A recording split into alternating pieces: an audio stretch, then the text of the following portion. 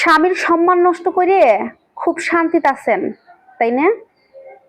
এই শান্তি কয়দিন থাকবে আপনার? হ্যাঁ, একটা কথা কই, কান খুলে শোনেন আর এই মনের মধ্যেই সেভ করে থুয়েন, বুঝছেন?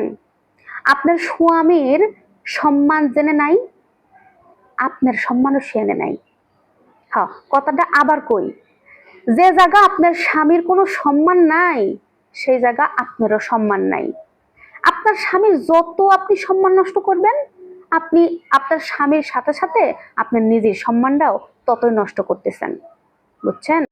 এই কিছু কিছু বোকা ছেড়ি আছে, এরা কি করে, এমন একটা ভাব করে যে স্বামীর সম্মান নষ্ট করলাম, তাহলে মনে হয় ওই জায়গা আমাকে সবাই ধন্য ধন্য করবি, আমাকে সবাই পা চাটবি, আমাকে সবাই বড় মনে করবি, ওই সম্মানটা আমাকে দিবি। আরে বোকা ছেড়ি, তুমি যদি তোমার স্বামীর সম্মান নষ্ট করো, কারোর কিছু করার দরকার নেই। ওই যে আরশের মালিক, আমার আরশের মালিক তোমার সম্মান নিজে হাতে নষ্ট করে দিবি সেখান থেকে। কারণ তুমি নারী, তোমার স্বামীর সম্মান তুমি ধরে রাখতে পারো নাই, বরং ইচ্ছাকৃতভাবে তোমার স্বামীর সম্মান তুমি নষ্ট করছো। তোমার সম্মান আল্লাহ তাআলাই নষ্ট করে দেবে, কথাটা মনে রাখো। সংসার জীবনে আসলে টুকাটুকি লাগবেই, ঠিক আছে?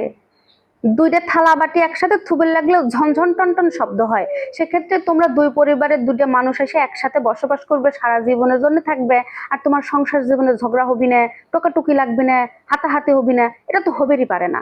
ঝগড়া হবি, সামান্য একটু টোকাটুকি হবি, ওরে মা তোমার জামাই আমার সাথে এই করছে ওই করছে, এই বেটার লাগে থাকবো না, মা ওইখান থেকে কয় আরে মা তুই এটা কর ওইটা কর। আরে সেরি, তুই 2 দিন পর তো তোর স্বামীর সাথেই সংসার করবি নি, তোর স্বামীর সাথেই বিছানায় শুবিনি, সব তো লুটুর পুটুর ঠিকই করবি নি, খালি খালি মধ্যে থেকে তোর বাপ মার কাছে ফোন দিয়ে কেন তোর স্বামীর নামে বদনাম করা লাগবে? কেন করা লাগবে? একটা জিনিস এই ছেড়িরা বোঝে না, যে স্বামীর সাথে আমার গন্ডগোল লাগলো, আমি বাপের বাড়ি ফোন করে কইলে মা এই সমস্যা, জানো আপা এই সমস্যা, আর কোয়েন না ভাবি আমার স্বামী আমার সাথে এরকম করে। 2 দিন পরে যখন তোমার স্বামী স্ত্রীর মধ্যে সব মিল হয়ে যাবে নি, দুজনে মিলে লুতুপুতু আবার শুরু করবে না, তখন তোমার মধ্যে সম্পর্ক ঠিক হবে না। কিন্তু ওই যে স্বামীর নামে যে একটা বদনাম করে আইছো, স্বামীর নামে যে দুটো কথা কইছো তোমার মায়ের কাছে, তোমার বোনের কাছে, তোমার ভাবির কাছে, এই যে সম্মানটা নষ্ট করিছো, এই সম্মানটা তুমি কি দিয়ে তুলবে না? এই সম্মানটা জীবনেও তুলতে পারবে?